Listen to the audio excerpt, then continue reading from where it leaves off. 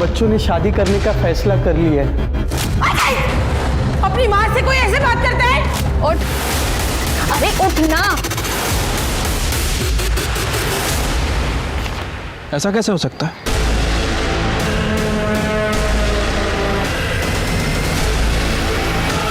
नमस्कार, आदाब। Crime petrol सतर्क 30 दिन 30 यूनिक केसेस की श्रृंखला में मैं अनूप सोनी आप सबका स्वागत करता हूं। क्राइम पेट्रोल के जरिए हमेशा हमारी यही कोशिश रही है कि हम समाज के हर वर्ग, हर तबके, हर उस इंसान की कहानी आप तक पहुंचाएं जिसके साथ अन्याय हुआ हो या फिर जो किसी भी तरह के क्राइम का विक्टिम बना हो। आज के इस केस को चुना है हमारे क्राइम एक्सपर्ट शम्स ताहिर खान ने। और क्यों चुना है, आइए उन्हीं से जानते हैं। नमस्कार, आदाब, सत श्री अकाल। मैं शम्स ताहिर खान क्राइम पेट्रोल सतर्क के जरिए इस पूरे महीने लेकर आ रहा हूँ कुछ ऐसी अनसुनी कहानियां जो मुझे लगता है आपको देखनी चाहिए। कहते हैं ऊपर वाला यानी भगवान, अल्लाह या गॉड किसी के साथ भेदभाव नहीं करता, पर इंसान करता है। हिंदू, मुस्लिम, अमीर, गरीब, छोटा बड़ा, गोरा काला, यहाँ तक कि मर्द औरत, इंसानों ने भेदभाव के न जाने कितने पैमाने बना रखे हैं। देश, समाज, घर तक में भेदभाव होता है और इन्हीं भेदभाव की घुटन के बीच जुर्म जन्म लेता है जो हमारे समाज के दोहरे चेहरे को उजागर करता है।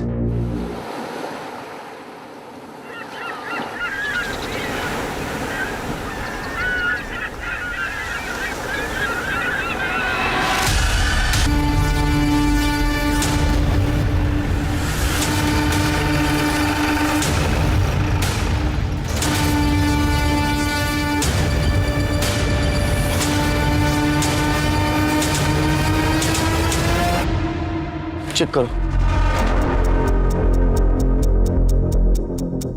सर 20-22 साल के लगते हैं। मुझे लगता है कि कपल्स थे। सर शायद दोनों ने जहर खाया है। देखिए इन दोनों के मुंह पे सूखे हुए झाग का निशान है। चेक करो, सेक्सुअल असॉल्ट है क्या? चलिए आप लोग।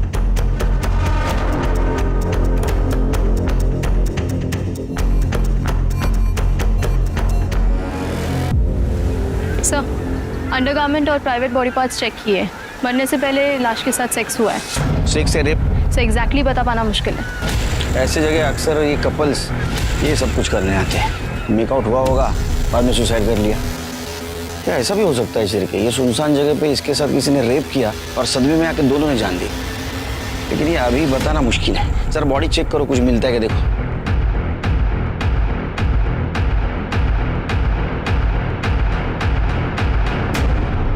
सर ये 2 बॉटल्स मिली हैं। लगता है इसी बॉटल में जहर था सर।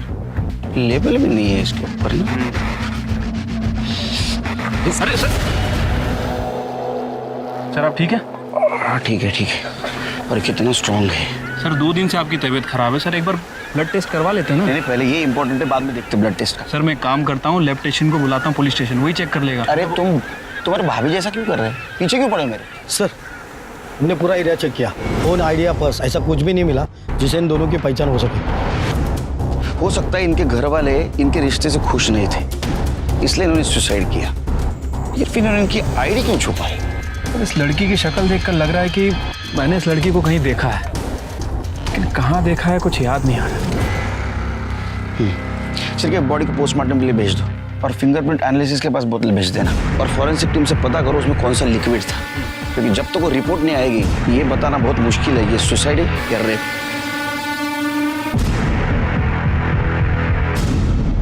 पुलिस को संदिग्ध हालत में मिले इस जोड़े की कहानी आखिर क्या थी? पीएसआई को ऐसा क्यों लग रहा था कि चेहरा देखा हुआ है? क्या वो वाकई इसे व्यक्तिगत तौर पर जानता था या फिर ये कोई मशहूर चेहरा था, कोई जानी मानी शक्ल थी? पुलिस पूरी ईमानदारी के साथ इस केस को हल करने में जुट गई, बिना इस आभास के कि इस केस का सच कितना खतरनाक साबित होने वाला था। समंदर किनारे मुर्दा पाए गए इस जोड़े की शिनाख्त फिलहाल पुलिस नहीं कर पाई है। हालांकि शुरुआती जांच के बाद ऐसा लगता है कि मामला खुदकुशी का है, लेकिन खुद क्राइम सीन ये सवाल खड़े कर रहा है कि क्या वाकई ये खुदकुशी है, क्योंकि खुदकुशी करने वाला शख्स अमूमन अपनी शिनाख्त नहीं छुपाता, बल्कि मरने से पहले वो मरने की वजह लिखकर मरता है। तो क्या इस लड़का और लड़की की मोबाइल, पर्स और आईडी कार्ड कोई चोर लेवड़ा, क्या ये मामला खुदकुशी का है या फिर सोची समझी हत्या है? सर डीएनए की प्राइमरी रिपोर्ट से पता चला है कि लड़की की बॉडी में जो सीमेन मिला था उस लड़के का ही है। उसके बाद दोनों के बीच फिजिकल रिलेशन बना और दोनों ने जहर खा लिया। इसका मतलब हमारा अंदाज सही निकला, सुसाइड केस है।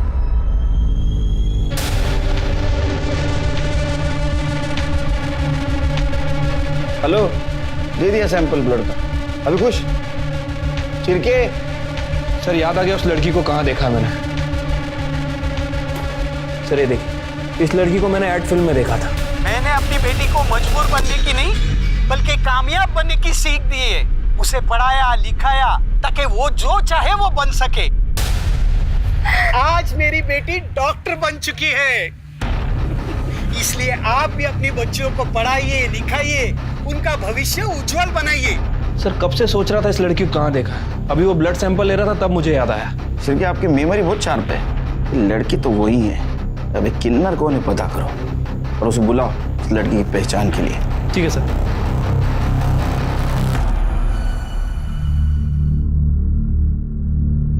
आइए। मैडम नमस्ते, मैं चंपा शिंदे। आप मेरे को इधर काहे को बुलाई?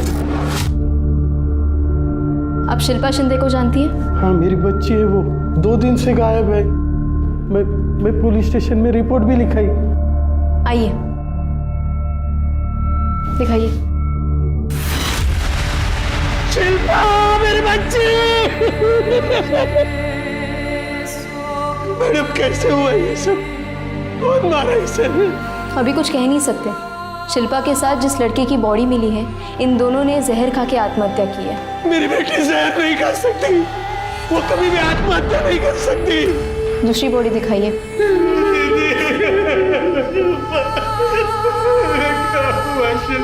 दीदी, अजीत, अजीत, अजीत मेरा बच्चा।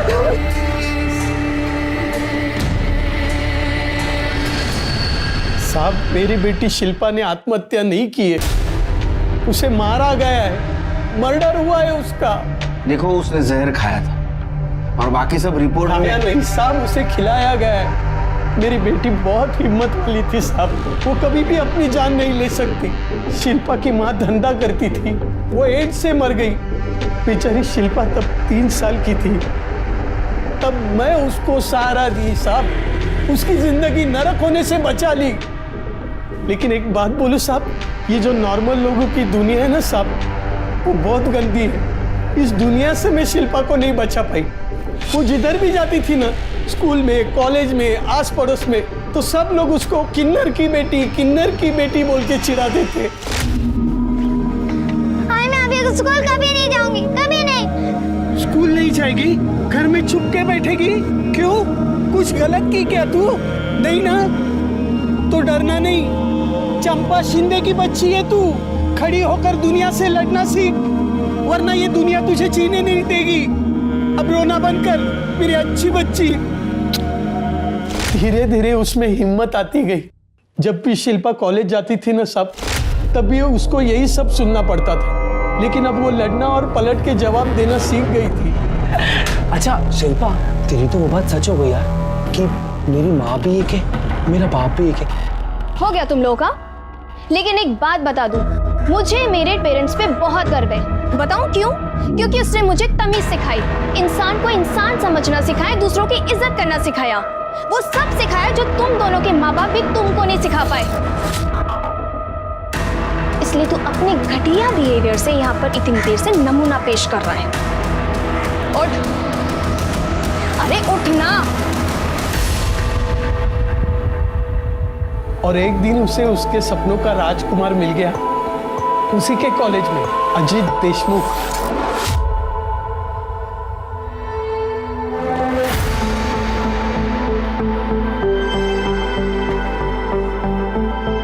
गाड़ी रोको, रुको।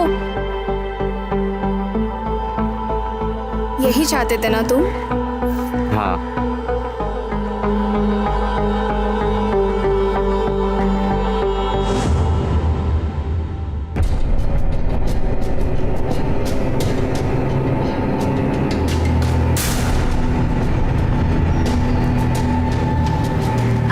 कौन था वो लड़का?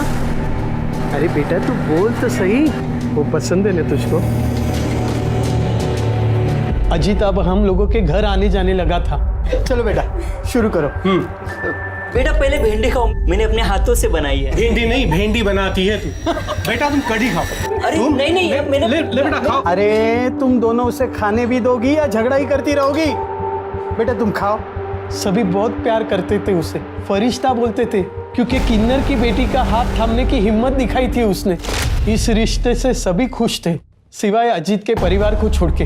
मैं खुद उनको समझाने को गई थी। मैं शिल्पा को खूब पढ़ाई लिखाई, उसको अच्छे संस्कार दिए।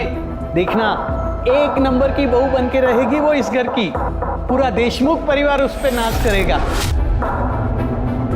तुम बिल्कुल सही कह रही हो चंपा।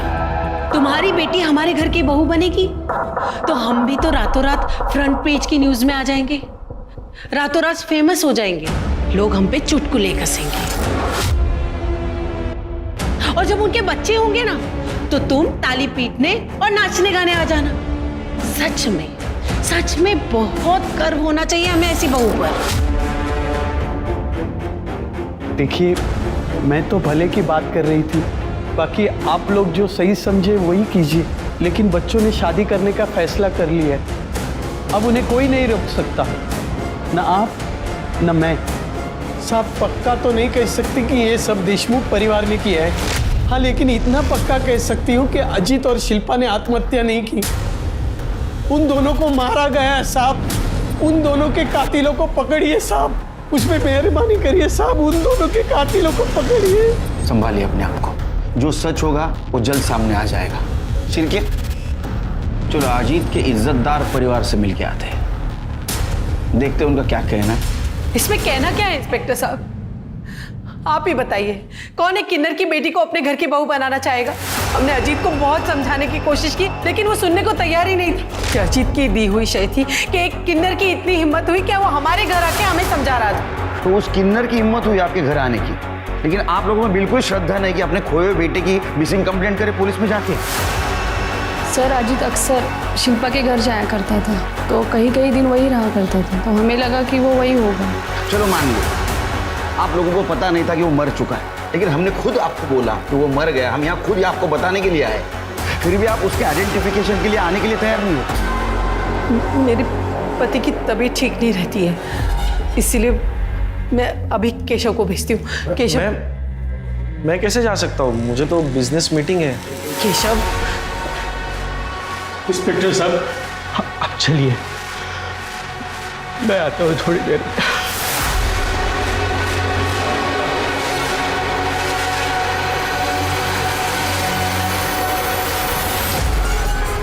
सिर के काम करो, इन सब के मोबाइल नंबर ले लो और पता करो मर्डर के दिन क्राइम सीन पे कोई था क्या। ठीक है सर। जिसने हिंदुस्तान की हजारों लाखों माओं को एक सीख दी कि बेटी को बोझ नहीं मानते, उसे पढ़ाना लिखाना चाहिए, लेकिन वो आज खुद टूटकर पूरी तरह बिखर चुकी है। उसकी बेटी शिल्पा की संदिग्ध मौत ने उसे पूरी तरह झकझोर दिया है। सर, चंपा का ये कहना है कि शिल्पा और अजीत ने आत्महत्या नहीं की, बल्कि उसका मर्डर हुआ है। इस बारे में आप क्या कहना चाहते हैं? कुछ बता नहीं सकते, तहकीकात जारी है। Sir, one more question sir. क्या चल रहा है? हाँ, हमें हमारा काम ही करने दो, आप जाइए घर पे। साहब, मैं नहीं बुलाई ये लोग को, हम लोग तो घर पे ही जा रहे थे, ये लोग कहाँ से आगे पता नहीं हमको। आई, घर चलना। जब से शिल्पा गायब हुई है तब से तूने कुछ खाया भी नहीं। ये कौन है? ये सूरज है, मेरे चाय का बाकड़ा संभालता है, मेरा बच्चा है वो। लेके जाओ इनको घर पे। जाओ तुम लोग भी जाओ, कुछ रहेगा तो बताएंगे हम। जाओ। सर, अजीत के पिता यशवंत देशमुख आए थे। उन्होंने ये बात कंफर्म की है कि शिल्पा के डेड बॉडी के साथ जिस लड़की की डेड बॉडी मिली है वो अजीत देशमुख की है।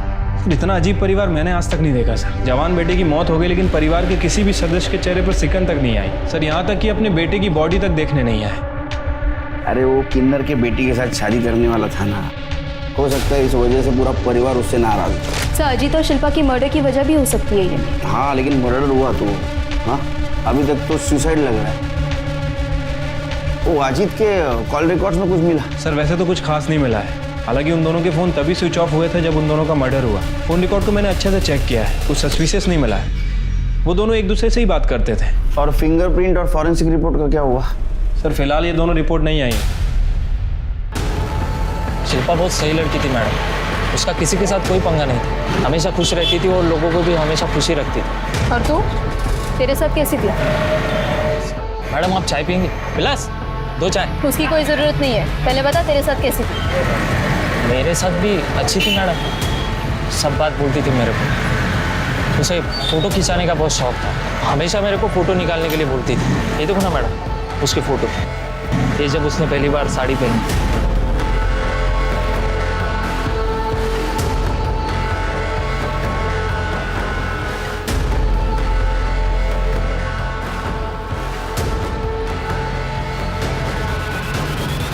साहब। हाँ बोलो। साहब ये देशमुख फैमिली बहुत ही अजीब है साहब। अजीब मतलब क्या साहब, दिन भर लड़ाई झगड़ा रहता है इनके घर में। ये तो खुद भी एक दूसरे से अच्छे से बात तक नहीं करते, और उनका बेटा है ना अजीब, क्या बताऊं साहब। मैंने सुना है कि वो एक नंबर का दारूबाज है, नशेड़ी है, गंजेड़ी है। अभी कुछ दिन पहले अपनी माँ से खूब झगड़ा किया ना वो। किस बात पे झगड़ा हुआ था? साहब उसको लगता था कि उसकी माँ का ना वो कोई वैद है, उसके साथ लफड़ा चालू है। मैंने बताया ना आपको साहब, बहुत अजीब फैमिली है। अरे उनके घर में कोई बीमार पड़ता है ना तो डॉक्टर थोड़ी ना आता है, वो वैद ही है सत्यानंद, वही सबकी बीमारी का इलाज करता है।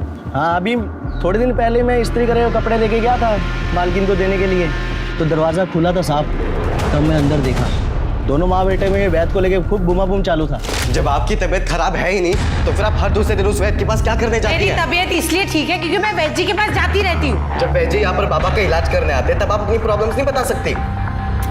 मैं वैद जी के यहाँ अपनी तबीयत के हिसाब से जाऊंगी या तुम्हारी सहूलियत के हिसाब से? आई बहाने देना बंद कर, मुझे ना सब पता है तेरे और उस वैद जी के बीच में ना क्या चल रहा है और क्या नहीं चल रहा है। तुझे शर्म नहीं आती अपनी माँ पे इतना घटिया इल्जाम लगाते हुए? तो आपको शर्म आती है ऐसी घटिया हरकत करते हुए और उस वैद जी के साथ सोते हुए? तमीज, अपनी माँ से कोई ऐसे बात करता है? साहब सब जगह पूरी बात फैल गई थी कि मालकिन का चक्कर है वो वैद के साथ। पता नहीं उस किन्नर ने और उसकी बेटी ने क्या जादू कर दिया था मेरे बच्चे पर। मेरा बेटा बिल्कुल बदल गया था, पहले अच्छा था, हंसकर बातें करता था, हमारे साथ टाइम बिताता था, लेकिन जब से उस शिल्पा के चक्कर में पड़ा तब से घर वालों को कुछ समझता ही नहीं था, बात बात पे झगड़ा करता था। हमें पता चला है कि आपके बेटे का कहना था कि आपका और वैद सत्यानंद आप दोनों का अफेयर चल रहा था। ये बिल्कुल झूठ बात है, पता नहीं ये बात उसके दिमाग में किसने डाल दी थी। मैंने उससे 1000 बार पूछने की कोशिश की लेकिन इस बात का कभी जवाब नहीं दिया उसने। और वो सत्यानंद वो तो देव मानुस है, उनके बारे में तो ऐसा सोचना भी पाप। मैं आपको बता नहीं सकती कितनी तकलीफ होती थी अपने बेटे के मुंह से अपने बारे में ऐसी बातें सुनकर।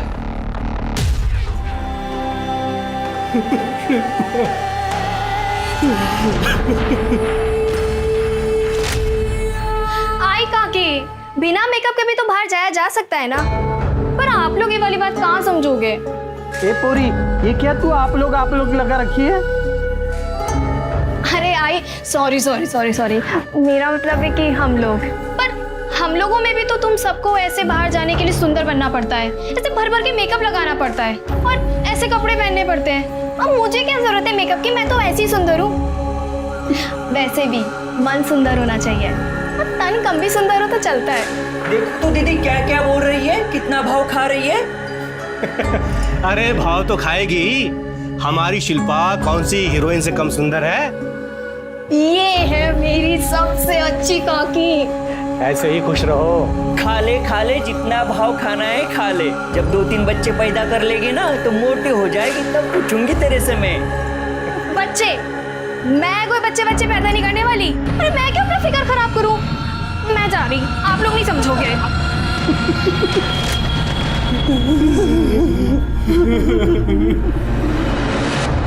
दामिनी, अगर अजीत के घर वाले और उस धोबी की माने तो अजीत एक नंबर का अय्याश लड़का था, शराब पीता था, ड्रग्स लेता था, अपनी माँ के चरित्र पर ही शक करता था। जबकि चंपा और बाकी लोगों की माने तो अजीत एक नंबर का परफेक्ट लड़का था। समझ नहीं आ रहा आखिर इस अजीत की सच्चाई क्या है। सो ये भी तो हो सकता है कि इन लोगों में से कोई अजीत के बारे में झूठ बोल रहा हो। मैडम ये पीएम रिपोर्ट।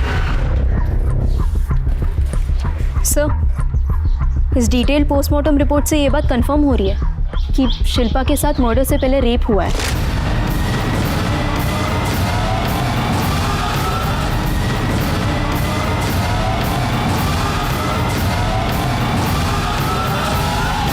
क्योंकि कॉन्डम के लुब्रिकेंट उसके प्राइवेट पार्ट्स में मिले। मतलब अजीत ने शिल्पा के साथ 2 बार सेक्स किया, एक बार कॉन्डम के साथ और दूसरी बार बिना कॉन्डम के, क्योंकि पहली पीएम रिपोर्ट में शिल्पा की बॉडी में जो सीमेन मिला था वो अजीत के डीएनए से मैच करता है। या फिर अजीत के अलावा कोई ऐसा है जिसने शिल्पा के साथ रेप किया। ऐसा कैसे हो सकता है? बॉटल पर किसी के भी फिंगरप्रिंट नहीं, मतलब बॉटल से फिंगरप्रिंट हटाए गए। और ऐसा तभी हो सकता है जब उन्होंने जहर पिया ना, बल्कि उन्हें जबरदस्ती पिला दिया गया हो।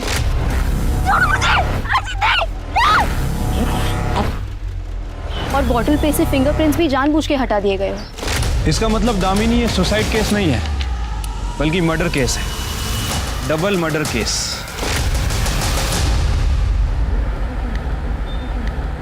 अरे आप लोग क्या समझेंगे कि एक माँ का कलेजा कैसे फटता है जब उसकी जवान बेटी को कोई मार डालता है। मुझे मालूम था मुझसे और मेरी बेटी से कई लोग जलते हैं। आज उन सब लोगों के कलेजे में ठंडक पड़ गई होगी। सर आप तो सिक लीव पे थे ना, रेस्ट चल रहा था आपका। क्या race? Double murder case, tension का काम। चलो बंद करो ये। अरे बंद करो।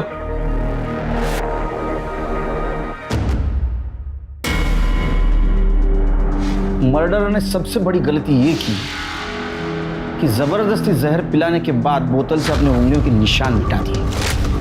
क्या ऐसा तो नहीं कि 21 फरवरी को अजीत और शिल्पा दोनों 8 से 9 के बीच मिले, उनमें फिजिकल रिलेशन डेवलप हुआ और उस वक्त वहां कोई आया, या तो पहले से वहां कोई मौजूद था, या तो प्लानिंग से, या तो रैंडमली। और अगर रैंडमली वहां कोई आया है तो उसके बाद जहर की बोतल कैसे आई? इसका मतलब जो आया वो प्लानिंग से आया।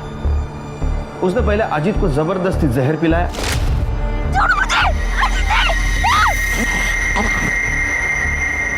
अजीत के ऊपर जहर का असर होने के बाद वो शिल्पा के पास आया। शिल्पा ने बचने की कोशिश की हो, लेकिन वो सामने वाला उससे ज्यादा ताकतवर हो सकता है, या तो एक नहीं एक से ज्यादा हो सकते हैं। उसके बाद में उसने शिल्पा के साथ रेप किया, उसे जबरदस्ती जहर पिलाया, उसने बोतल से फिंगरप्रिंट मिटा दिए और वो बोतल दोनों के बीच में रख दी ताकि वो सुसाइड लगे। तो कौन था ये आदमी? और अजीत के बारे में हमारे पास दोनों तरफ की इंफॉर्मेशन क्यों आ रही? झूठ कौन बोल रहा है और किस लिए? क्या ऐसा तो नहीं कि इस बात का इस मर्डर से कोई कनेक्शन हो? सर यही बात तो हम दोनों के भी समझ में नहीं आ रही कि एक ही आदमी की 2 छवि, एक ब्लैक और एक व्हाइट। या फिर ऐसा भी हो सकता है कि चंपा ने यह मर्डर किया, लेकिन अभी हमें दिखाने की कोशिश कर रही है अजीत बहुत अच्छा था, उसे हमें पसंद करती थी। या फिर अजीत वैसा ही था जैसा उसके घर वाले बताते हैं। सर अगर ऐसा है तो फिर शिल्पा के साथ रेप और मर्डर क्यों हुआ? और अगर वाकई ऐसा है तो इस मर्डर में देशमुख फैमिली भी इन्वॉल्व है। पर सर देशमुख फैमिली अपने ही बेटे का मर्डर क्यों करवाएगी? वो सिर्फ शिल्पा का मर्डर करके छोड़ सकते थे। जरूरी नहीं दामिनी, क्योंकि सुहासिनी और बाकी लोगों के बयान के मुताबिक अजीत से वो सब परेशान थे। ऐसा भी तो हो सकता है कि दोनों कांटे एक साथ निकाले हो, या ऐसा भी हो सकता है कि एक तरफा प्यार का मामला हो सकता है सर। चंपा का मुंह बोला बेटा सूरज, मैंने उससे पूछताछ की थी। जिस तरह से वो शिल्पा के बारे में बात कर रहा था, उसके फोन में अपनी फोटोज नहीं शिल्पा की फोटोज थी। उसके बात करने के तरीके से तो यही लग रहा था कि उसे शिल्पा पसंद थी। तो तुम्हारा कहना ऐसा है कि वो साइलेंट लवर सूरज, उसके पास मर्डर का मोटिव था? Yes sir. हो सकता है शिल्पा से बदला लेने के लिए उसने उसका रेप किया। उसके बारे में इंफॉर्मेशन निकालो, आगे पीछे कौन है जरा पता करो, और मर्डर के दिन वो कहाँ था ये भी पता करो। Yes sir. दामिनी 4 चम्मच शक्कर वाली चाय बोलना। अरे सर आपका शुगर वैसे ही थी। चुप बैठ, मुझे कुछ नहीं हुआ। जब तक मैं शक्कर वाली चाय पीता नहीं मेरा दिमाग नहीं चलता है, समझा ना? 4 चम्मच शक्कर वाली चाय।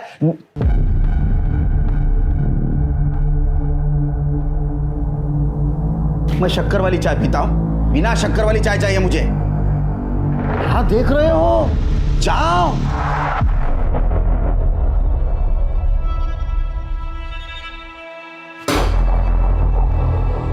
करेले का जूस तुम्हारे लिए, और शिरके ये आज ही खत्म होना चाहिए।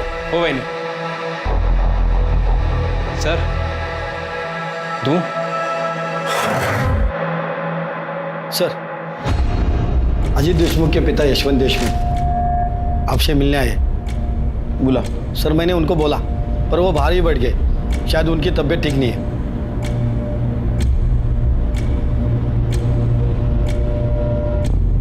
कैसे हैं आप? इंस्पेक्टर साहब, मैं पूछने आया हूँ, मेरे अजीत को किसने मारा?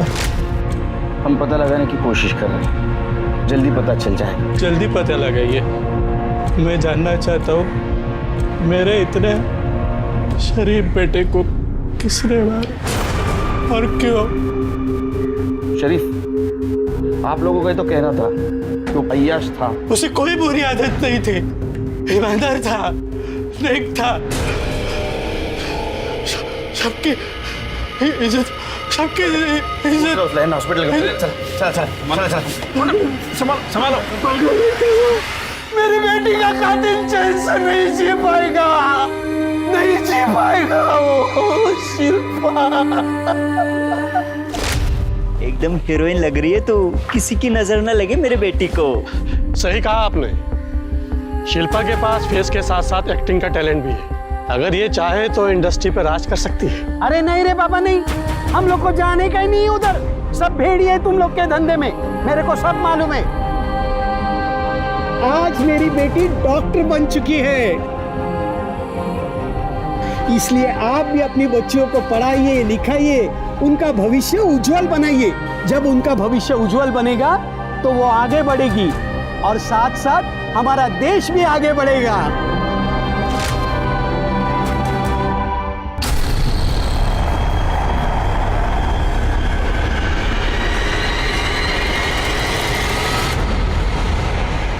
एक प्रेमी जोड़ा जिनकी मौत अब तक दुनिया से नाराजगी की वजह से की गई आत्महत्या लग रही थी, अब कत्ल में तब्दील हो चुकी थी। यह भी साफ हो गया था कि मर्डर से पहले शिल्पा के साथ बलात्कार किया गया था। पुलिस के पास सस्पेक्ट तो कई थे, लेकिन सबूत किसी के भी खिलाफ नहीं था। मीडिया भी इस पर अपनी नजर बनाए हुए था और तभी यशवंत को हॉस्पिटल भेजने से पुलिस को एक उम्मीद मिली। यशवंत की ब्लड रिपोर्ट में एक ऐसा सच सामने आया जिससे यह पता चला कि उसे किसी ऐसी जड़ी बूटी का सेवन करवाया जा रहा था जो धीमे जहर की तरह काम कर रही थी, जिसकी वजह से वो कमजोर था, बीमार था और मौत की तरफ बढ़ रहा था। इस जड़ी बूटी की इतनी गहरी जानकारी सिर्फ एक इंसान को हो सकती थी और वो था देशमुख परिवार का वैद्य सत्यानंद। बताओ वैद्य बुआ, बताओ। सर, वो दवा के नाम पे जो जड़ी बूटी मैं यशवंत को देता हूँ वो धीरे धीरे जहर का काम करती है और उसी की वजह से यशवंत बीमार रहता है। पर लेकिन ऐसी जड़ी बूटी क्यों देता था उसको? सर वो मैं अरे मैं क्या बोल। देख, पढ़े लिखे इंसान पे मैं हाथ नहीं उठा था, लेकिन ये शिरके, ये किसी के ऊपर भी हाथ उठा सकता है और उसने हाथ उठाया ना तो कितना भी जख्म होने दे, कोई मरहम काम नहीं आएगा। बोलेगा शिरके, तू बोल। नहीं सर, सब बताता हूँ मैं। बोल। मेरा और सुहासिनी का अफेयर चल रहा है, तो हमने तय कर लिया कि हम यशवंत को कमजोर बना देंगे, धीरे धीरे जहर देकर मार देंगे ताकि हमारा रिश्ता बना रहे और हमारे ऊपर कोई शक ना करे। का म्हातार चढ़ लागला कि तुला? मतलब ये अफवाह नहीं थी, ये सच था कि तुम्हारा अफेयर चल रहा है और ये बात अजीत को पता चली। सर, एक दिन मैं और सुहासिनी घर पे थे और घर में कोई नहीं था, तो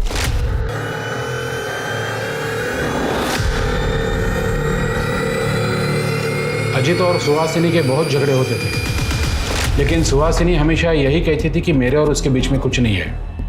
झूठी बातें फैलाकर वो। अच्छा, तो अजीत को अय्याश साबित करके तुम्हारा फायदा नहीं हुआ, इसलिए यशवंत की तरह उसको भी तूने जहर दे दिया। सिर्फ माइल्ड नहीं, स्ट्रांग जहर दिया, जिसकी वजह से उसकी मौत हो गई। इतना ही नहीं तो तुम लोगों ने शिल्पा को भी जहर दे दिया, वो मर गई, वो बोतल वहीं छोड़ दी ताकि सब लोगों को लगे इन दोनों ने सुसाइड कर लिया। नहीं सर, मैंने ऐसा कुछ नहीं किया। फिर किसने मारा? सुहासिनी ने? नहीं सर, वो तो मुझे पता नहीं है। शिरके, यशवंत को जहर देने के जुर्म में इसको अंदर डालो और वो सुहासिनी को मिलो। देखो क्या नई कहानी सुनाती है। जी, कितना घटिया इल्जाम लगा रहे हैं आप मुझ पर। वो वैद्य झूठ बोल रहा है, मैं उसके साथ अफेयर क्यों करूंगी? उसकी हिम्मत कैसे हुई मुझ पर इतना घटिया इल्जाम लगाने की? झूठ वैद्य नहीं, झूठ सुहासिनी बोल रही है, क्योंकि उसको पता है अब अजीत उससे जवाब नहीं मांगेगा और वो वैद्य को भी झूठा साबित करेगी। इस मर्डर में वैद ने उसकी मदद नहीं की तो किसी ने तो की होगी, और उसकी फीस भी उसे देनी पड़ी होगी। एक काम करो, उसका अकाउंट चेक करो और देखो 21 फरवरी से पहले उसके अकाउंट से कुछ पैसे निकाले गए क्या।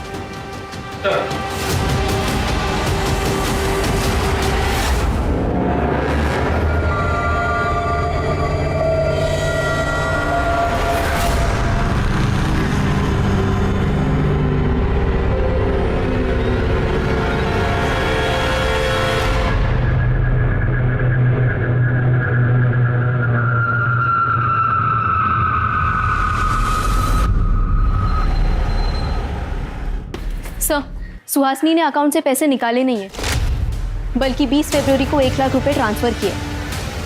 किसके अकाउंट में? सासू माँ ने पैसे ट्रांसफर किए थे 1 लाख रुपए, लेकिन मैंने उनको वापस कर दिए थे। अच्छा, हाँ, तो जमाई और सासू माँ ट्रांसफर खेल रहे थे। हाँ, उसने 1 लाख रुपए क्यों दिए तुझे? उन्होंने वो अजीत और शिल्पा को मारने के लिए सुपारी के लिए दिए थे, लेकिन साहब मैंने नहीं मारा उनको, मैंने पैसे वापस कर दिए। आप चाहे तो मेरा मोबाइल लोकेशन कहाँ गया था, किसको मिला था, सब चेक कर सकते हैं। मैंने कुछ नहीं किया साहब, मैंने किसी को नहीं मारा। झूठ बोल रहा है तो तूने और तेरे सासू ने, सुहासिनी ने मिलकर ही मारा उन दोनों को? नहीं साहब, मैंने सही में पैसे वापस कर दिए, मैंने किसी को नहीं मारा साहब, मैंने कुछ नहीं किया। चलो मान लेते तुम सच बोल रहे हो। केशव क्यों झूठ बोल रहा है? क्योंकि वो एक नंबर का कमीना और कामचोर है, घर जवाई बनकर बैठा है। उसके खर्चे, कपड़ा, खाना पीना सबके पैसे मैं देती हूँ, इससे भी उसे शांति नहीं मिली। अब वो मुझे जेल भिजवाकर मेरी सारी जायदाद हड़पना चाहता है। सर, जिस रात शिल्पा और अजीत का मर्डर हुआ था, उस रात मोबाइल लोकेशन के हिसाब से सूरज अपने घर पे ही था।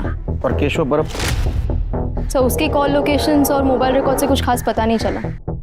चलिए एक काम करो, बीच पर जहाँ शिल्पा और अजीत की बॉडी मिली, पता करो उस दिन शाम से लेकर देर रात तक किसके किसके मोबाइल नंबर वहाँ एक्टिव थे, और उन नंबर का इन दोनों के साथ कुछ कनेक्शन था क्या?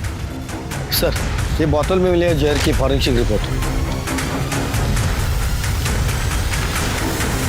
अजीत और शिल्पा को जहर दिया गया था, और वो जहर धतूरे से बनाया गया था।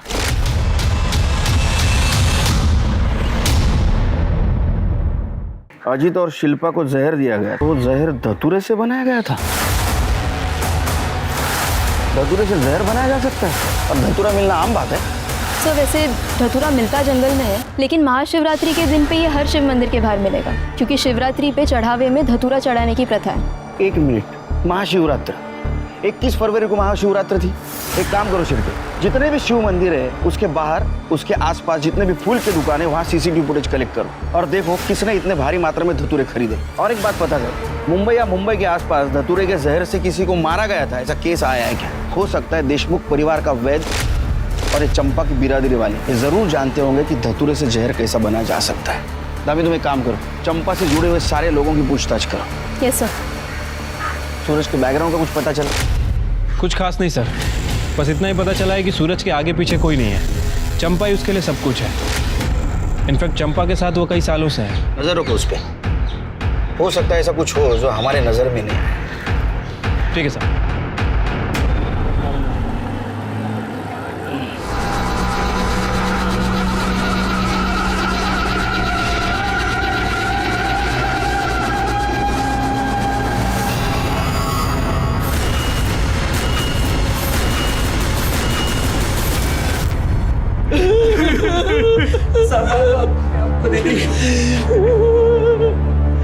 मार डाला, मेरे दोनों बच्चों को मार डाला। एक माँ की चीख पुकार है जिसने अपने 2 बच्चे एक के बाद एक खो दिए। अगर पुलिस शिल्पा और अजीत के कातिल को ढूंढ निकालती तो क्या सूरज जिंदा होता? क्या सूरज की हत्या को भी इसी कड़ी की साजिश माने? कैसे पुलिस की लापरवाही समझे? आखिर पुलिस कर क्या रही है? ये एक माँ की चीख पुकार है जिसने एक एक कर अपने दोनों बच्चों को खो दिया। पुलिस अगर शिल्पा और अजीत के कातिल को ढूंढ निकालती तो क्या पता सूरज जिंदा होता। क्या सूरज की मौत इस कड़ी का कोई हिस्सा है, या फिर सूरज शिल्पा और अजीत के कातिल को जान चुका था और इसीलिए उसकी जान चली गई?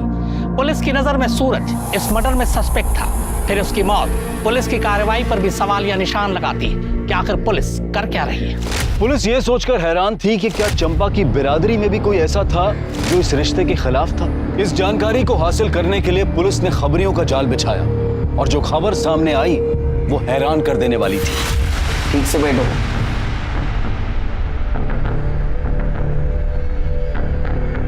तुम अजीत और शिल्पा के रिश्ते के खिलाफ थी, फिर भी तुमने उन्हें आशीर्वाद दिया था, ऐसा चंपा ने कहा।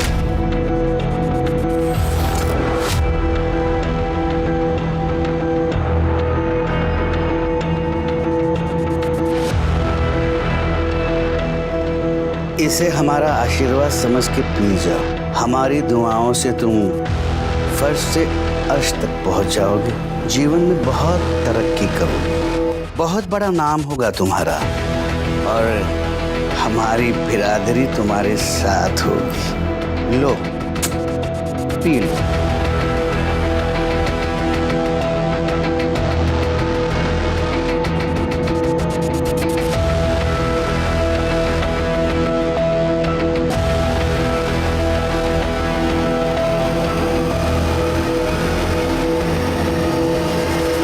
हाँ साहब, हमने इस रिश्ते की मंजूरी के लिए खाली एक ही शर्त रखी थी।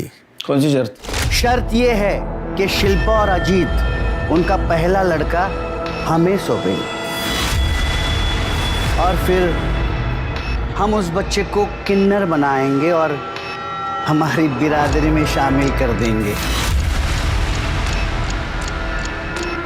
ये कैसी शर्त है? हम ऐसी कोई शर्त पर नहीं मानने वाले आपकी। और आपने ऐसे सोच भी कैसे लिया कि हमारा बच्चा? कब? चंपा, समझा इसे, वरना हम तुझे बिरादरी से निकाल देंगे। और बिरादरी से बाहर होना क्या होता है ये अच्छी तरह से जानती हो तुम। हाँ साहब, राजा रानी ने शर्त रखी थी, लेकिन ये बात मैं आपको कैसे बताती, क्योंकि ये हमारे बिरादरी की बात थी ना, और मैं बिरादरी से अलग थोड़ी हूँ। हमारी बिरादरी में राजा रानी सबसे बड़े होते, उनकी बात कोई नहीं टाल सकता। तो भला मैं कैसे इनकार कर सकती थी? तो बिरादरी से बाहर होने के डर से तुमने अजीत और शिल्पा दोनों को रास्ते से हटा दिया, मार दिया उन्हें ना? वाह साहब वाह, मैं किन्नर हूं ये बात आप नहीं भूले, लेकिन मैं एक मां भी हूं ये बात आप भूल गए। शिल्पा की हालत मैं समझ सकती थी, क्योंकि उसकी तकलीफ मेरी तकलीफ थी। मैं सिर्फ उसकी सुरक्षा और भविष्य के लिए उसे मनाना चाहती थी, लेकिन ये हो न सका साहब। मेरे मनाने से पहले ही मेरी बच्ची मुझसे दूर चली गई साहब, मुझसे दूर चली गई। खाली चंपा दीदी ही नहीं, हम सब भी शिल्पा को समझाने की बहुत कोशिश कर रहे थे, क्योंकि वो हम सब की बेटी थी। पर चंपा के बार बार एक ही बात बोलने से एक दिन शिल्पा चंपा पे सॉलिड भड़क गई साहब। शिल्पा, मैंने तुम्हें पाल पोस के इतना बड़ा किया, क्या तू मेरे लिए इतना भी नहीं कर सकती बेटा? इसी दिन के लिए पाला था मुझे कि एक दिन अपनी किन्नरों की बिरादरी बढ़ाने के लिए मेरे बच्चे की बलि चढ़ाओगी। आई, तूने पाल पोस के बड़ा किया, लेकिन ये याद रख कि मेरे वजह से तुझे इतना नाम मिला। एक्ट फिल्म करती है ना, 36 जगह इंटरव्यू देती है जाके, तो उसी टीवी पे जाके बोलना कि अपनी बेटी का बच्चा छीनकर उसे किन्नर बनाना चाहती है। फिर देख क्या होता है तेरे नाम और तेरी शौहरत के साथ।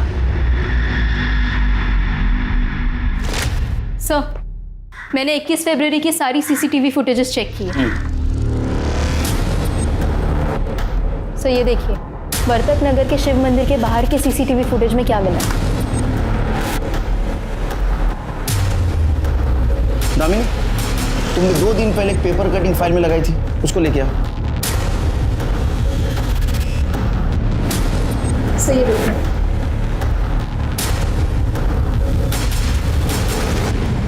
शिरके, देखो लग तो यही रहा है ना? हाँ सर, दिख तो यही रहा है, बट सिर्फ फुटेज के बेस पे साबित कैसे करेंगे? 21 फरवरी का इसका मोबाइल लोकेशन निकालो। फिंगरप्रिंट मिटाने के गलती के साथ साथ इसने और एक गलती की होगी, मोबाइल साथ में लेके जाने की। सर, पिछले साल चेंबूर में धतूरी की जहर की वजह से एक की मौत हुई थी, उस केस की ये फाइल।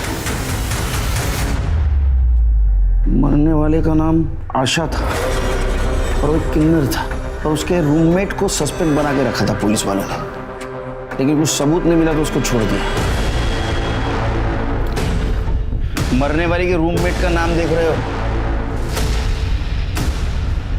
बुलाओ उसे, उसका धतूरा हम बनाएंगे।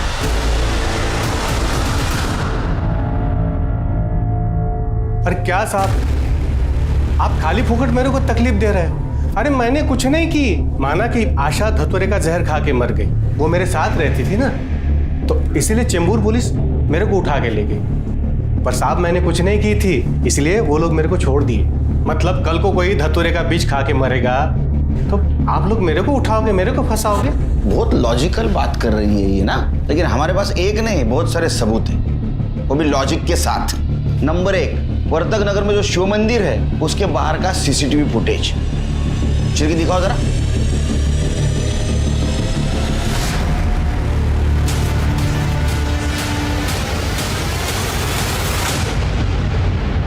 नंबर 2, जिस दिन शिल्पा और अजित का मर्डर हुआ उस दिन की तेरी मोबाइल लोकेशन वहीं की है। अब बोलेगा? कर दे चल। 4 नंबर तो बांब हो गया। सर मैं सब सच बताती, मेरे को मालूम था शिल्पा और अजीत गुपचुप किधर मिलते हैं। मैं गई उधर, मैंने मदद ली और दोनों को मार दिया। किसकी मदद ली?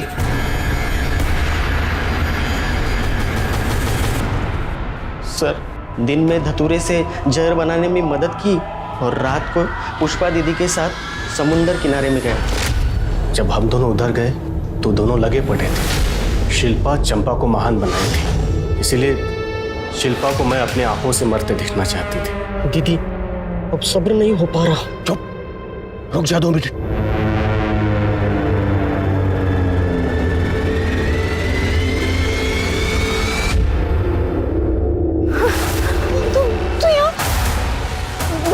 सुनो, हाँ, इन दोनों को आसपास लिटाते हैं और लगना चाहिए कि दोनों ने जहर पी के आत्महत्या की। मेरे को चंपा से बहुत जलन होती थी। धंधे वाली का बच्चा क्या पाल लिया उसने, सारी मीडिया उसके पीछे हो गई। मैं सोचती थी अच्छा अब तूने बच्ची पाली है ना तो लगन करके दिखा। पर शिल्पा को अजीत जैसा भला मानुस मिल गया, राजा रानी आशीर्वाद दे दिए। मुझे बहुत तकलीफ होती थी ये सब देख के। सूरज को क्यों मारा? वो मैं टीवी पे प्रोग्राम देख रही थी चंपा का, कोस रही थी उसको। ऐसा इसमें क्या है, मैं यहाँ ऐसे चढ़ रही है, एक दिन तेरे को भी मैं शिल्पा की तरह मारूंगी।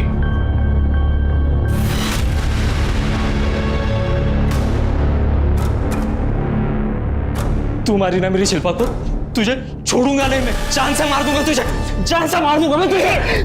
इसके पहले वो मुझे मारता, सोसाइटी के कचरे के पास फेंकते। शिरके, पुष्पा के ऊपर सूरज, अजीत और शिल्पा के मर्डर का चार्ज लगा। अरे विलास, इसके ऊपर मर्डर और शिल्पा का रेप, इसका चार्ज लगा। चंपा ने एक किन्नर होने के बावजूद जिंदगी जीने का अपना एक अलग तरीका बनाया। नाच गाकर नहीं बल्कि मेहनत से रोजी रोटी कमाई। एक अनाथ लड़की को माँ का प्यार दिया। चंपा और शिल्पा ने अपनी पहचान बनाने के लिए दुनिया से लड़ाई लड़ी। इस लड़ाई ने उन्हें शोहरत और नाम दोनों बख्शा, यहाँ तक कि लोगों को सोचने पर मजबूर कर दिया एक समुदाय की परेशानी के बारे में। मगर यही शोहरत उनकी दुश्मन बन बैठी। उसकी अपनी साथी पुष्पा ने उनकी जिंदगी उजाड़ दी। अगर नफरत को पालने की बजाय प्यार को जगह दें तो इंसानियत भी बची रहेगी और इंसान भी। अब मैं अनूप सोनी आपसे विदा लेता हूं। फिर मुलाकात होगी क्राइम पेट्रोल सतर्क में एक और नए केस के साथ और उस पर हमारे एक्सपर्ट के विश्लेषण के साथ। तब तक अपना और अपने परिवार का ख्याल रखें और याद रखें, क्राइम और आपके बीच में सिर्फ इतना फर्क है कि आप कितने सतर्क हैं। जय हिंद।